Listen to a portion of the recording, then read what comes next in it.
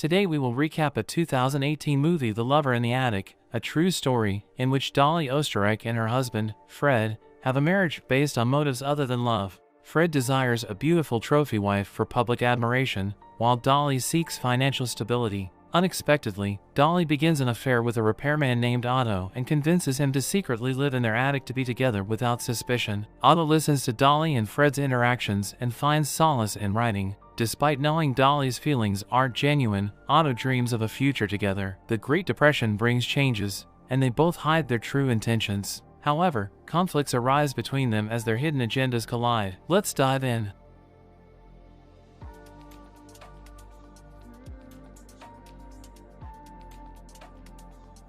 The story begins with Otto in a police cell, where an old man asks for a new story for the press. Otto narrates his tale involving Dolly and Fred. Dolly introduced herself to Fred, and they got married, but their marriage faces problems as they struggle to conceive a child. Dolly tries to gain Fred's attention, but he neglects her. One day, Dolly meets a repairman named Otto, who happens to be an aspiring writer. They encounter each other in a tailor shop, where Otto is fixing a sewing machine. Back at home, Fred and his friends indulge in drinking and gambling, while Dolly prepares a cherry pie for them. Fred's behavior makes Dolly uncomfortable, and she contemplates her unfulfilling marriage. Despite marrying Fred for a better life, Dolly longs for something more than what her current situation offers. The following morning, Dolly tries to lift Fred's spirits by preparing breakfast and expressing her desire to go somewhere nice together. However, Fred responds with violence, choking her and getting angry at her request. Later, Dolly tries to distract Fred by discussing a repairman for her sewing machine, claiming she wants to sew a sailor's suit for their future child. In the meantime, Otto arrives at Dolly's house,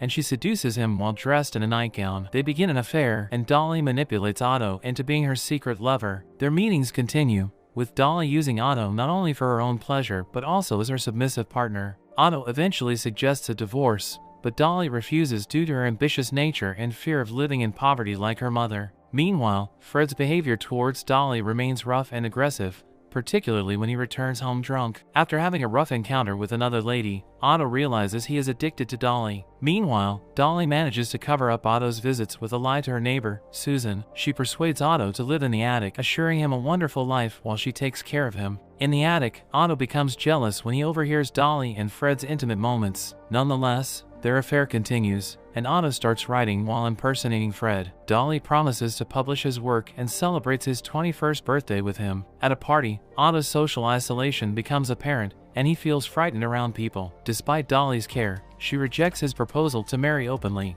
Later, Fred and Dolly argue, and Fred promises to take her to an exclusive club, which excites her. As she gets ready for the club, Otto becomes jealous, and Fred's interference complicates matters. As Dolly and Fred leave, Otto is watching from the window. He is obsessed with Dolly, thinking she is cheating with Fred. Fred and Dolly arrive at the party, showing off Dolly. Dolly convinces Fred to dance with her, but he feels embarrassed. When Dolly dances with other guys, Fred walks back to his seat, feeling embarrassed. Dolly enjoys dancing with other men, while Fred is mad and feeling jealous. Dolly flirts with Roy, their family insurance guy, but suddenly Fred pulls Dolly and drags her to go home. When they arrive home, Otto is in the living room and is startled when he sees Dolly and Fred enter the house. Fred sees Otto in his peripheral vision and hurries to their bedroom to get his gun, but Otto already escapes through the back door. He wonders if Dolly wanted Fred to find him so he could prove himself to her. Otto spends the night with a homeless guy. The next day, he comes home and receives a slap from Dolly because she is worried about him,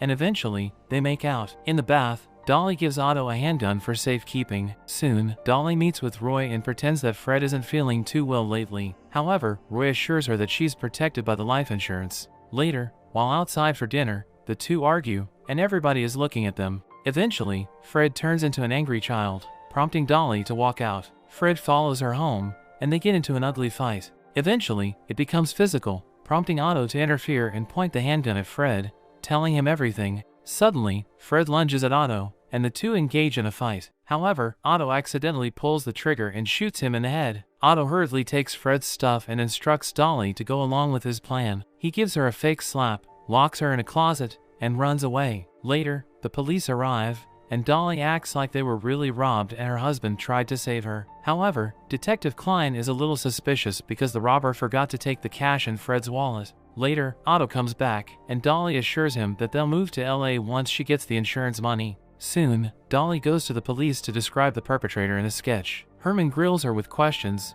Meanwhile, his underling, Victor, believes every word Dolly says. Eventually, Dolly gets sent home. At home, Roy assures her that she's a rich, free woman. The two flirt and dance while Otto listens to them from the attic. Soon, Roy is screwing Dolly while Otto watches, and later, Dolly gives a handgun to Roy. As Dolly and Otto move to LA, he remains hopeful about marriage despite her rejection. Dolly believes Otto's writing will lead to success with Metro-Goldwyn-Mayer. However, their relationship becomes strained as Otto becomes jealous of Dolly's flirtatious behavior, particularly with a lawyer at a party she hosts with Hollywood screenwriters. Roy, feeling used by Dolly, decides to implicate her in Fred's death by handing over the handgun to Detective Klein. Despite Otto's pain and frustration, he tries to find comfort in alcohol and makes a scene at the party. Their relationship deteriorates further, and Otto returns the watch Dolly gave him, signifying the end of their affair. Suddenly, the phone rings, and it's Detective Klein. He is asking for a meeting with Dolly. Otto vehemently protests against this and tells her that they should just move to a farther place. However, Dolly is living the life in LA. The two argue because Otto asserts that he doesn't have the insurance like Dolly has.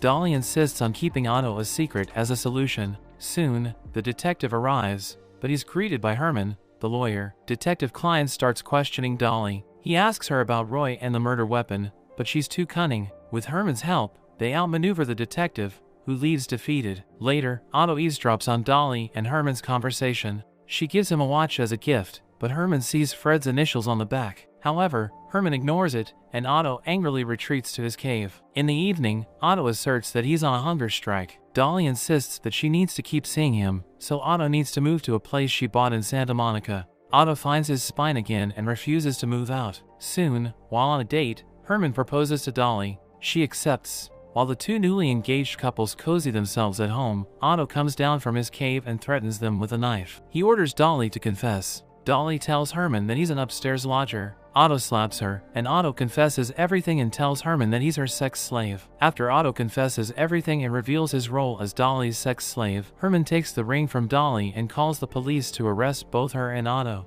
Otto becomes famous as Batman due to the sensational nature of the case. Despite not believing Dolly's attempts to manipulate him, Herman still saves her from prison, and they both face trial for manslaughter. During the trial, Otto is portrayed as the villain, while Dolly is depicted as someone who made a big mistake. Despite public sympathy for Otto, he is found guilty and taken away by the police, leaving Dolly in tears. Later, Otto is released due to the statute of limitations. He pursues his passion for writing, eventually publishing stories. Meanwhile, Dolly moves on with various relationships before getting married. She passes away in 1961.